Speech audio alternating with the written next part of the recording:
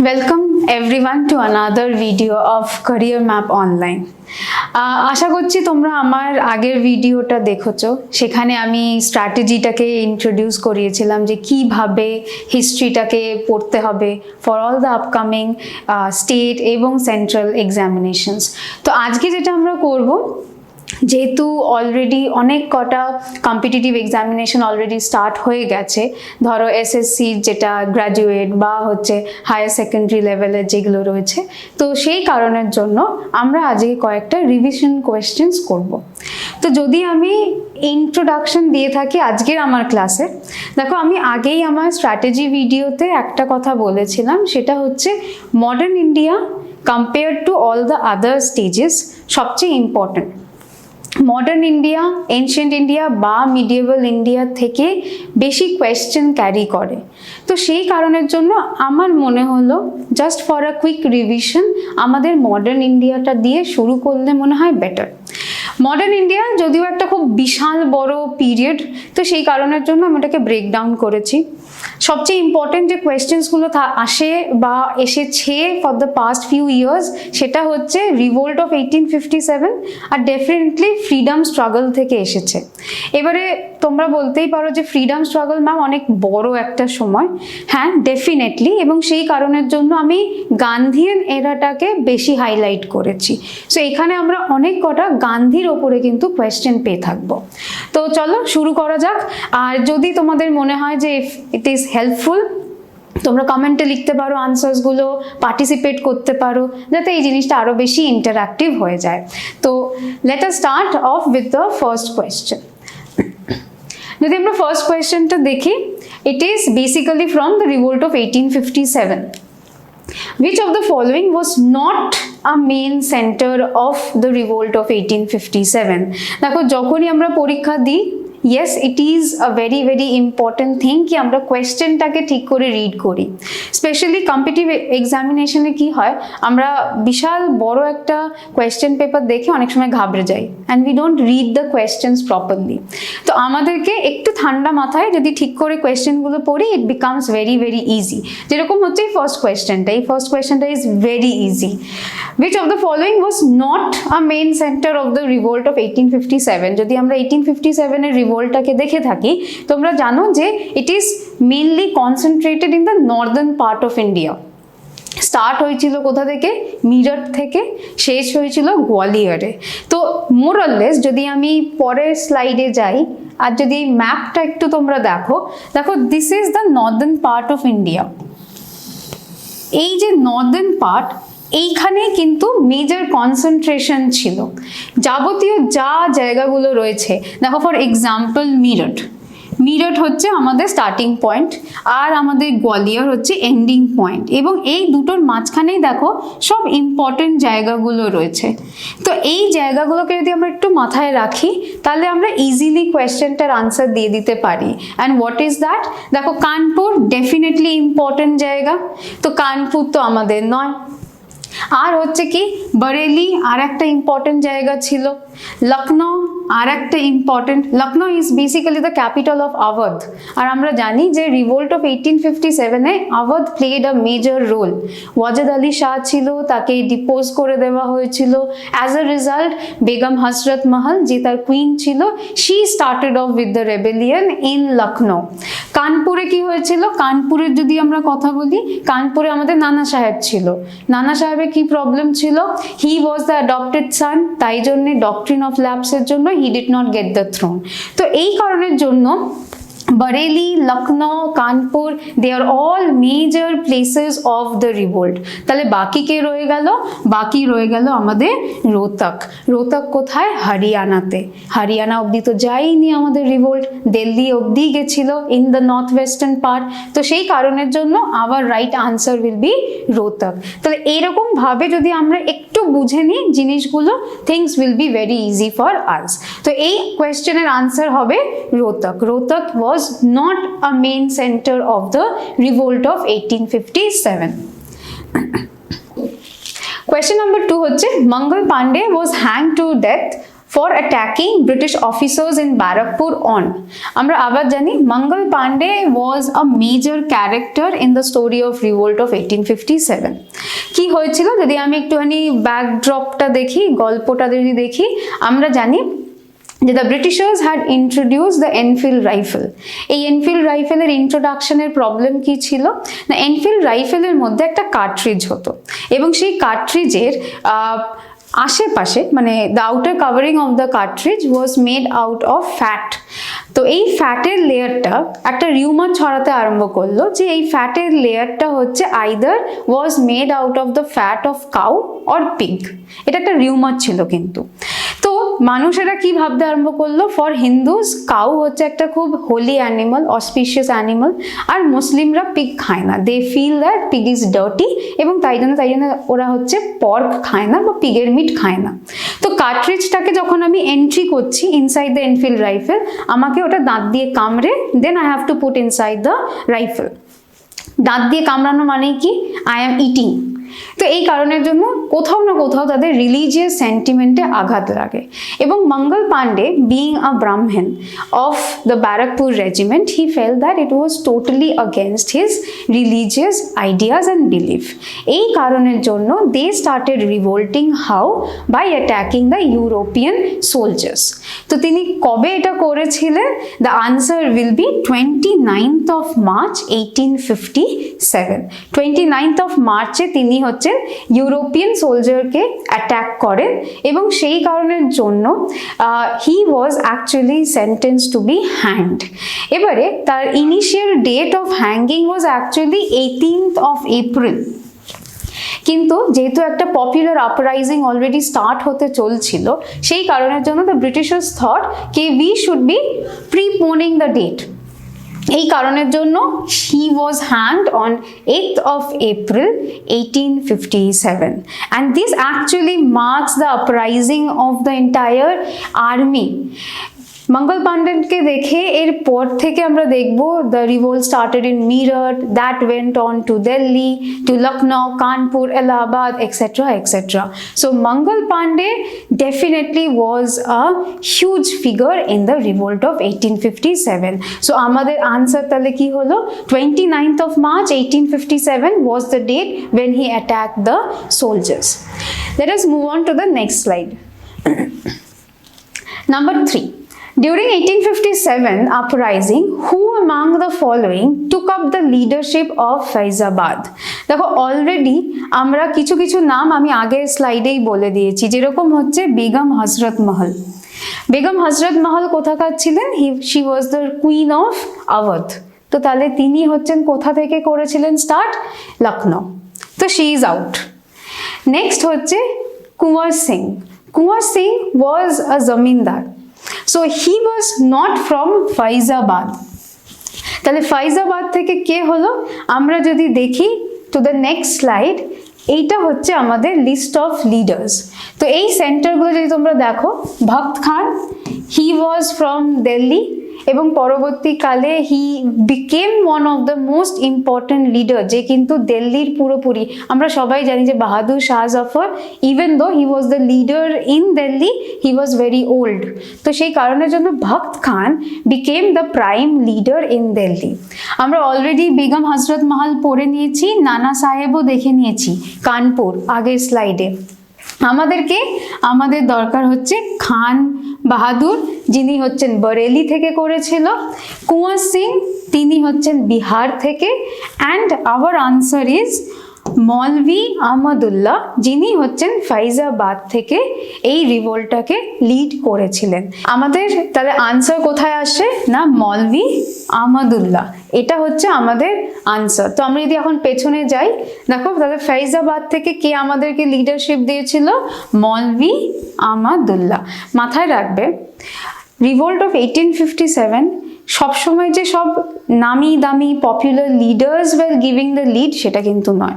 আমরা জানি অনেক লিডার্স, যেরকম ধরো রানী লক্ষ্মীবাই, নানা সাহেব, তাঁতিয়া টোপি, দে ওয়ার কোয়াইট পপুলার। কিন্তু এছাড়াও কিন্তু অনেক সন্ন্যাসিজ, মৌলভিজ, এরাও কিন্তু লিডারশিপ দিয়েছিল ফ্রম স্মল প্লেসেস, ইভেন জমিনদার, যেরকম Kunwar Singh one of the zamindars of Bihar. তো এরকম ভাবে কিছু লোকাল লিডার্সদেরকেও আমরা দেখি এবং ফাইজাবাদে কিন্তু লোকাল লিডার আমাদের মৌলভী আহমদুল্লাহ ছিল। তো this will be hour answer. Question number 4। The next question আবার একটা রিভোল্ট থেকে, কিন্তু এইটা হচ্ছে in the second part of revolt, which is the aftermath or the impact. So after revolt of 1857, which of the following changes was not made by the British government? আবার বলছি not made। যদি আমরা impact of বা aftermath of the revolt of 1857 দেখি, আমরা সবাই জানি 1858 এ there was a grand darbar in Allahabad, যেখানে Lord Canning was hosting the entire দরবার। আর সেখানে কি হয়েছিল না, কুইন্স প্রোক্লেমেশন হয়েছিল। কুইন্স প্রোক্লেমেশনের যদি আমরা কিছু কিছু নর্মসগুলো দেখে থাকি, দেখো কুইন্স প্রোক্লেমেশনে যেটা হয়েছিল সেটা হচ্ছে দে ডিক্লেয়ার্ড যে আমাদের ব্রিটিশ গভর্নমেন্ট এখন কি হবে, would be totally under the queen's rule. So তাহলে যদি আমি আগের স্লাইডটাতে ফিরে যাই, দেখো আমাদের এখানে একটা অপশন রয়েছে that the Secretary of the State for India was appointed. This is a part of the Queen's Proclamation, তার কারণ আমরা জানি কুইন্স প্রোক্লেমেশনের পরে একটা সেক্রেটারি, যাকে অলমোস্ট তুমি বলতে পারো লাইক দ্য প্রাইম মিনিস্টার এখনকার, the real head. So secretary of the state was the real head এবং তাকে অ্যাপয়েন্ট করা হচ্ছে under hmm, under the governor general. এবং গভর্নর জেনারেলকে আর একটা নামে বলা হচ্ছে, সেটা হচ্ছে আমাদের ভাইস রয়। সো অনেক সময় দেখবে যখন তোমরা পেপারে দেখো governor general or the vice Roy of India, কেন বলা হতো? বিকজ কুইন্স প্রোক্লেমেশনের আন্ডারে এটাও একটা পয়েন্ট ছিল যে the governor general will now be said as the Viceroy of India। তো তাহলে এইটাও আমাদের আনসার নয় আর এইটাও আমাদের আনসার নয়, বাকি রইল দুটো। এবার যদি আমি থার্ড পয়েন্টটা দেখে থাকি, the rights of East India Company were handed over to the British Empire. এটা তো হচ্ছে নাম্বার 1 পয়েন্ট, যেটাকে আমরা ট্রান্সফার অফ পাওয়ার বলে থাকি।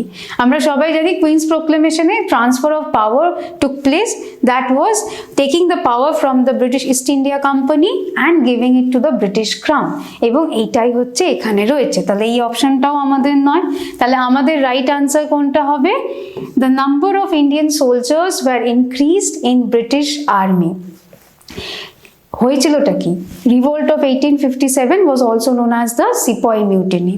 So the Sepoys were in charge of this entire rebellion. তো এই কারণের জন্য British government thought that there has to be an increase in the European soldiers. না তো কি ছিল আগে, the ratio was very imbalance. এই কারণের জন্য এরপর থেকে কুইন্স প্রোক্লেমেশনে বলা হয় যে there would be an reorganisation of army. সেখানে বেশি করে ব্রিটিশ সোলজার্সদেরকে আনা হলো in order to have a greater number of British soldiers in every regiment. তো তাহলে আমাদের আনসার হয়ে গেল number B, the number of Indian soldiers were increased in the British army. তার কারণ the number of British soldiers were increased in the British army. This would have been the right answer. তো এইটা হয়ে গেল আমাদের question number 4. Question number 5, আরেকটা খুব সহজ question. The subsidiary alliance or the subsidiary treaty was imposed on Awadh in the year. কোন ইয়ারে ছিল? আগে একটুখানি বুঝে নি what is the subsidiary alliance. Subsidiary alliance, এই অ্যালায়েন্স কথাটার মানে কি? সিম্পল ভাষায় বন্ধুত্ব। অ্যালায়েন্স আমরা অনেক দেখেছি ইতিহাসে, অ্যালায়েন্সেসের ভর্তি অ্যালায়েন্স রয়েছে। ওয়ার্ল্ড ওয়ার 1 যাও, ওয়ার্ল্ড ওয়ার 2 যাও, সব জায়গায় তুমি অ্যালায়েন্সই দেখবে।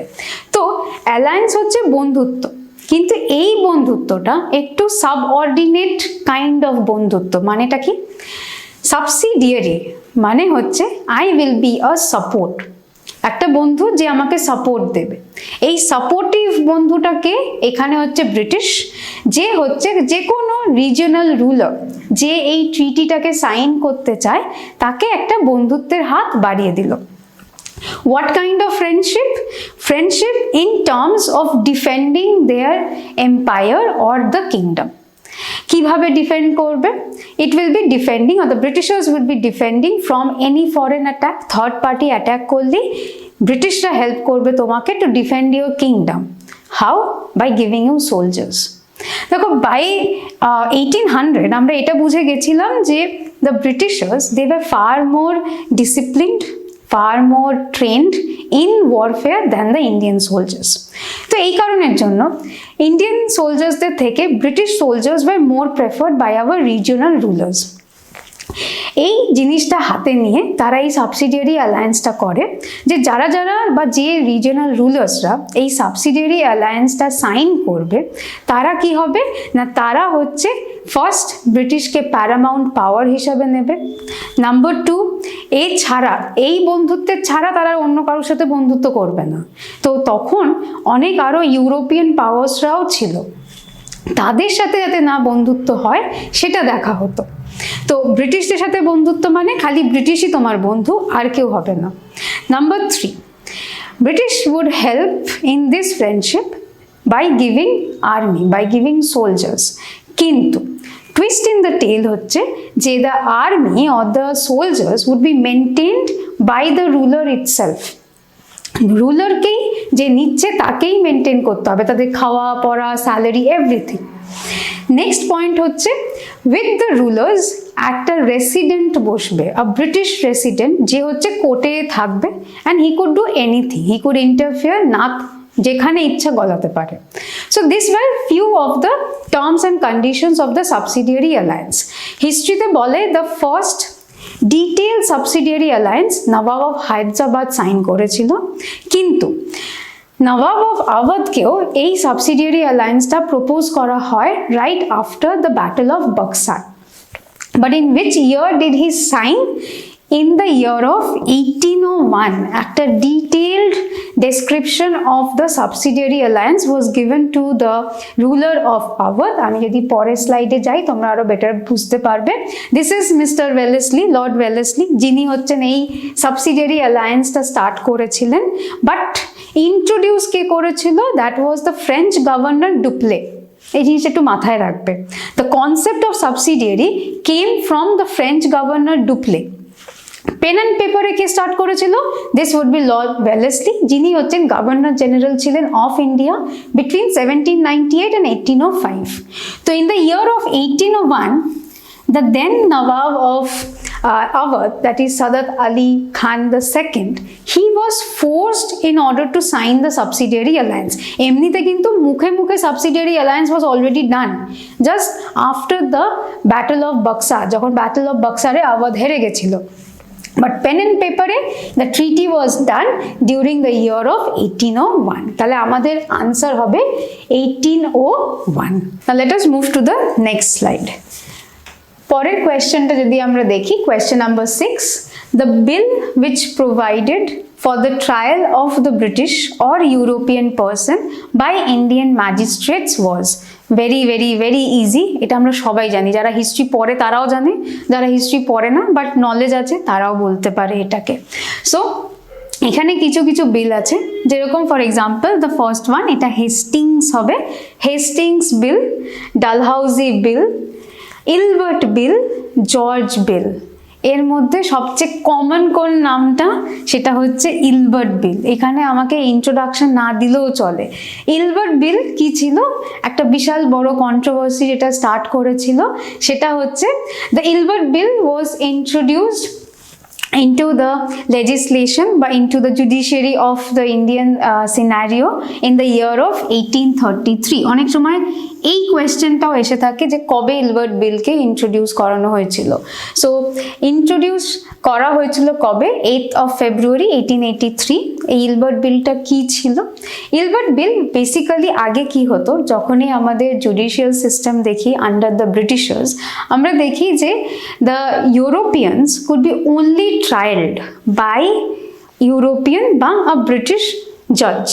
ব্রিটিশ জাজ ইন্ডিয়ানসদেরকেও জাজ করতে পারতো, ইউরোপিয়ানসদেরকেও জাজ করতে পারতো, বাট আ ইন্ডিয়ান জাজ সে যতই কোয়ালিফাইড হোক না কেন, he could not, he could only give justice to the Indian people. তো ইন দ্য ইয়ার অফ 1883 একটা বিল পাস করা হয়েছিল বাই লর্ড ইলবার্ট। তিনি কি বললেন যে why should be there a discrimination, ডিসক্রিমিনেশনটাকে সরিয়ে দেওয়া হোক, just to come in the good books of the people. বলা হলো যে according to the Ilbert bill, British আর ইউরোপিয়ান সাবজেক্টসদেরকে এখন খালি একটা ইউরোপিয়ান বা একটা ব্রিটিশ জাজ না, ইন্ডিয়ান জাজরাও জাস্টিস দিতে পারে বা জাজমেন্ট দিতে পারে, they could also sit for the trial. এবং এইটা শোনার পরে the Europeans or the Britishers thought that তাদের যে সুপিরিয়রিটি একটা ছিল, দ্যাট ওয়াজ হার্মড সামহাউ। এই কারণের জন্য there was a mass protest from the side of the European community, যে কারণের জন্য পরবর্তীকালে এটাকে তুলে নেওয়া হয়েছিল। So this will be our answer, which is the Ilbert Bill। তার কারণ দেখো, ডালহাউসি বিল, জর্জ বিল, হেস্টিংস বিল, এইগুলো শোনা যায় না। দ্যাট ইজ মানে কোনটা বেশি কমন এখানে ভাবলেই তোমরা বুঝতে পেরে যাবে। এবং সেকেন্ডলি হচ্ছে ম্যাজিস্ট্রেটস, এটার সাথে কানেকশন আমাদের এই ইলবার্ট বিলেরই রয়েছে। তো এই কারণের জন্য Ilbert bill will be the answer of question number 6. Let us move on to the question number 7. Which act allows the government to confiscate the assets of newspaper? First word আমাদের জন্য হচ্ছে newspaper, আবার easy হয়ে যাবে আমাদের জন্য। In case of publishing anything objectionable, newspaper আর হচ্ছে অবজেকশনেবল। অবজেকশনেবল এখানে মানেই হচ্ছে something anti British, anti colonial. তো দুটো জিনিসকে যদি আমরা মাথায় রাখি, what are the two things, মানে এই দুটো জিনিস থেকে আমরা কি বুঝতে পারছি? একটা হচ্ছে নিউজ পেপারের ওপরে some kind of censorship would be put. তো সেটা যদি আমরা মাথায় রাখি, তাহলে ইলবার্ট বিল হচ্ছে আমাদের প্রথম অপশন। ইলবার্ট বিল তো আমরা অলরেডি পড়ে নিলাম, এটা হচ্ছে totally into the judicial system, তাহলে নিউজ পেপারের সাথে এর কোনো সম্বন্ধই নেই। তো this is not the answer. Next আসছি আমাদের media act. Media is a huge term. Newspaper, radio, TV, অনেক কিছু আসে মিডিয়া। ইনফ্যাক্ট তুমি আর আমি যে এই যে ক্লাস করছি, এটাও মিডিয়া। সো এই কারণের জন্য this media act is a huge term, এবং এটা কোনো পার্টিকুলার কিছু বলে না আমাদেরকে। সো তাই জন্যে this option is also not the right one. Vernacular press act. What was this vernacular press act? Vernacular press act হচ্ছে এমন একটা অ্যাক্ট যেটা আমাদের ভার্নাকুলার নিউজ পেপার্সের ওপরে ছিল, and if you all remember started by Lord Lytton in the year of 1878। কি বলেছিল according to the vernacular press act? Vernacular press অ্যাক্টে বলে ভার্নাকুলার ল্যাঙ্গুয়েজে যে প্রেস বা যে নিউজ পেপারসগুলো রয়েছে, সেইখানে এনি অবজেকশনেবল বা অ্যান্টি কলোনিয়াল কিছু টার্মস বা উক্তি করা যেতে পারে না। তো তাহলে আমাদের আনসার কি হবে? Definitely vernacular press act. এবং ভার্নাকুলার প্রেস অ্যাক্টের ব্যাপারে যদি আমরা আরেকটু জানি, তাহলে আমরা দেখব যে the vernacular press act was passed in the year of 1878 by Lord Lytton. আর এইটা কিন্তু প্রিডমিনেন্টলি, যেরকম নাম সাজেস্ট করছে, ভার্নাকুলার নিউজ পেপার্সের ওপরেই কিন্তু লাগু করা হয়েছিল। The English papers, they were not under the vernacular press act। এবারে the question arises যে কেন এটাকে করা হয়েছিল। দেখো, আফটার দ্য রিভোল্ট অফ 1857 বলা হয় যে there was a prolonged period যখন হচ্ছে ন্যাশনালিজম ইভলভড হয় ইন ইন্ডিয়া, এবং ন্যাশনালিজম ইভলভ করার জন্য কোথাও না কোথাও আমাদের এই ভার্নাকুলার বা regional news papers were the catalyst. তখন educated Indians were coming, and তারাই হচ্ছে এই ভার্নাকুলার প্রেস বা ভার্নাকুলার নিউজ পেপারগুলোকে স্টার্ট করেছিল। তো তারা তাদের যে মডার্ন কনসেপ্ট, ধরো যেরকম ফ্রেঞ্চ রেভলিউশন থেকে আমরা লিবার্টি পাচ্ছি, ডেমোক্রেসি পাচ্ছি, আমেরিকান রেভলিউশন থেকে আমরা ফ্রিডম, লিবার্টি বা আমাদের যে রিপাবলিকান গভর্নমেন্ট, এইগুলো পাচ্ছি, এইগুলোর ব্যাপারে এরা কথা বলতে আরম্ভ করে ইন দ্য নিউজ পেপার বা আর্টিকেলস, যেগুলো তারা উইকলি, মান্থলি এরকম করে পাবলিশ করতো। তো এই কারণের জন্য দ্য গভর্নমেন্ট থট এই যে ন্যাশনালিস্টিক ফিলিং যত রাইজ করবে তত কি প্রবলেম হবে, তত ব্রিটিশরাই তো রুল করতে পারবে না। যত ন্যাশনালিজম তত উই উড ওয়ান্ট ইন্ডিপেন্ডেন্স, এবং ততই হবে শর্ট দ্য ব্রিটিশ রুল। এই কারণের জন্য তারা কি করলো, ইন দ্য 19th century 1878-এ they started off with the vernacular press act. যাতে কি হয় না, এই ভার্নাকুলার ল্যাঙ্গুয়েজে, তখন দেখো ইংলিশ ল্যাঙ্গুয়েজে বা ইংলিশ পেপার্সগুলো যেগুলো ছিল, they were predominantly started by the Europeans. তারা নিশ্চয়ই নিজেদের ব্যাপারে ক্রিটিসাইজ করবে না, তো কারা ক্রিটিসাইজ করবে? It would be the vernacular people, the regional people of India. এই কারণের জন্য Lord Lytton started off with the 1878 vernacular press act. পরবর্তীকালে এই প্রেস অ্যাক্টটাকে কে উঠিয়ে নিয়েছিল? Who took back? It would be Lord Ripon. এটাকে একটু মাথায় রাখবে, অনেক সময় এই কোয়েশ্চেনটাও আসে, connected question, who repealed the vernacular press act. তো তখন আমাদের আনসার কিন্তু লর্ড রিপন হয়ে যাবে। Who would be the next governor general after Lord Lytton. Alright, so আমাদের তাহলে আনসার হয়ে গেল the vernacular press act. The next slide, next question হচ্ছে, একটু আমরা further inside the freedom struggle যাচ্ছি, একটু আগাচ্ছি into the 20th century now. So which law was imposed in India during the command of general Dyer? আমরা এই নামটা অনেকবার শুনেছি, very very famous character in the freedom struggle, general Dyer. General Dier হচ্ছে তিনি ছিলেন the person behind the Jallianwala Bagh. তো সেখান থেকে যদি আমরা কানেকশন নিয়ে আসি, আমরা দেখব যে এই যে অপশনসগুলো রয়েছে, যেরকম ধরো প্রিভেন্টিভ ডিটেনশন, এটা তো হতেই পারে না। নাম্বার 2 হচ্ছে ডিসক্রিমিনেশন ল, এটাও নয়। সাইমন ল না, because Simon commission is totally a different thing, এখানে জেনারেল ডায়ারের কোনো মানে কাজই নেই। তো ফাইনালি তাহলে আমাদের কি হবে? আমাদের answer will be martial law. না, what is this martial law? এটার একটু ব্যাকগ্রাউন্ডটা আমরা জেনে নিই। দেখো, জেনারেল ডায়ারকে আমরা স্টোরির মধ্যে কোথায় পাই? In the year of 1919, right? So 1919 is the year যখন আমরা জেনারেল ডায়ারকে as a character in our history story পেয়ে থাকি। কখন পাই তোমরা যদি একটু মাথায় আনো, রাওলাট অ্যাক্টের পরে।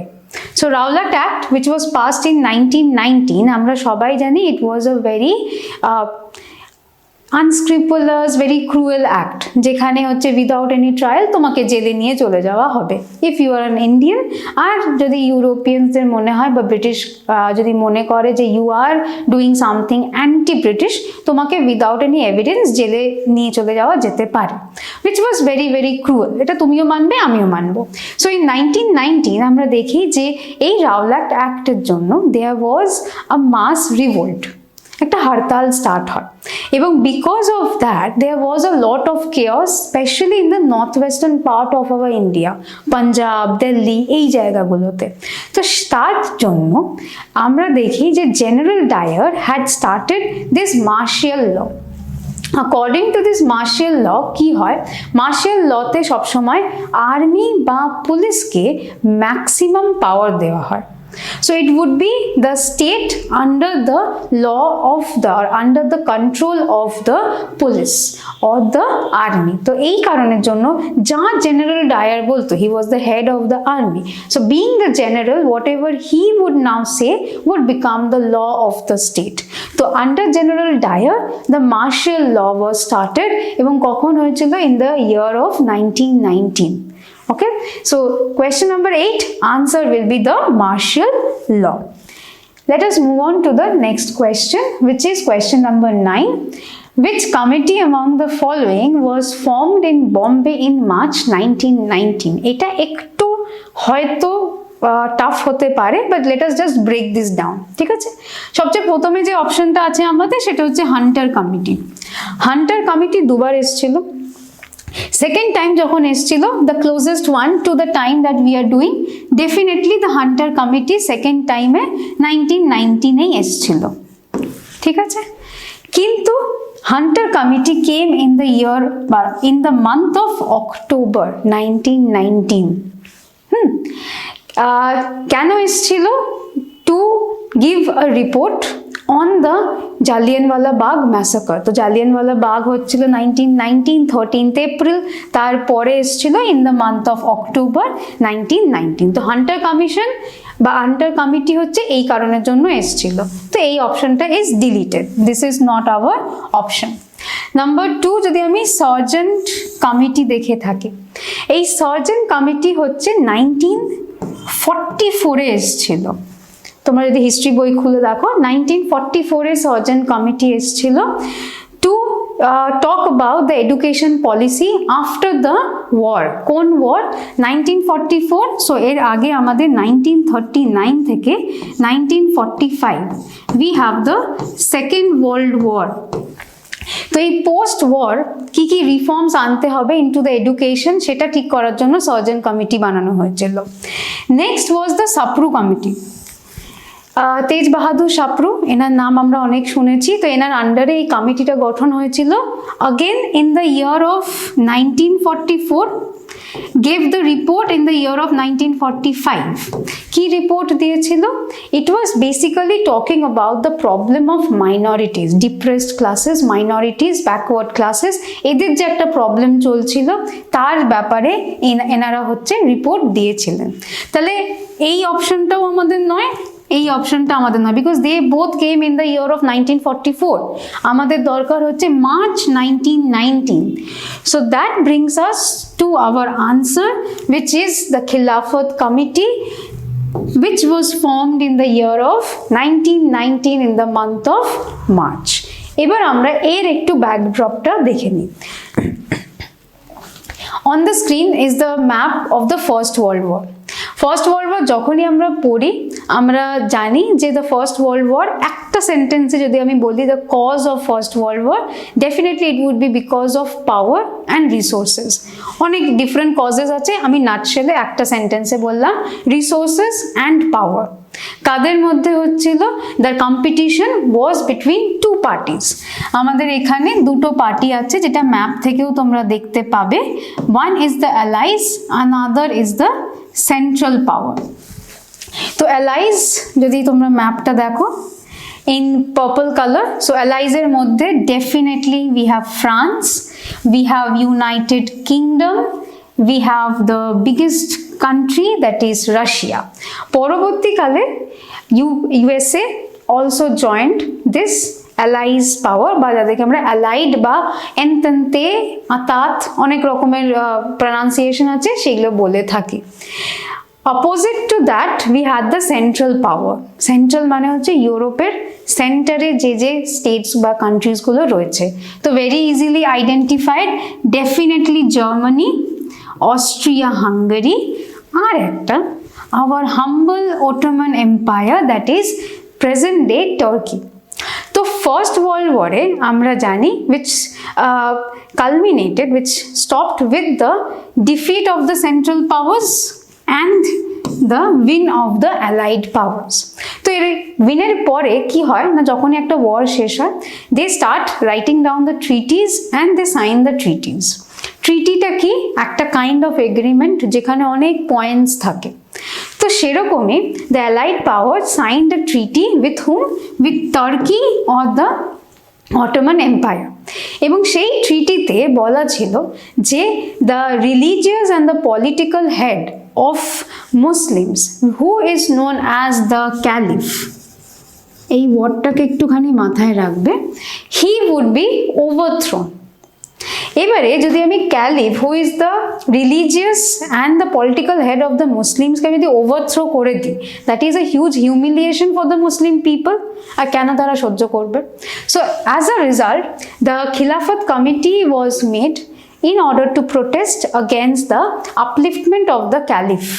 যেহেতু ক্যালিফকে সরানো হচ্ছিল তাই জন্য একটা খিলাফত কমিটি গঠন করা হলো in the month of March 1919।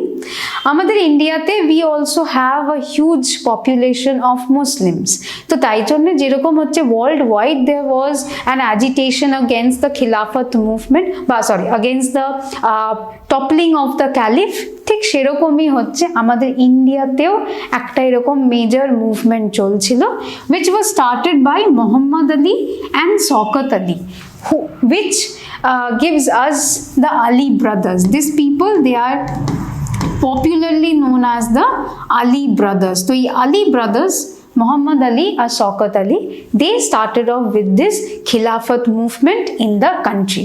এবং পরবর্তীকালে আমরা এই গল্পটা হয়তো সবাই জানি যে Gandhi saw this as the major opportunity যে খিলাফত মুভমেন্ট আর হচ্ছে আমাদের মুভমেন্টটাকে একসাথে করে we have the 1920 non-cooperation movement.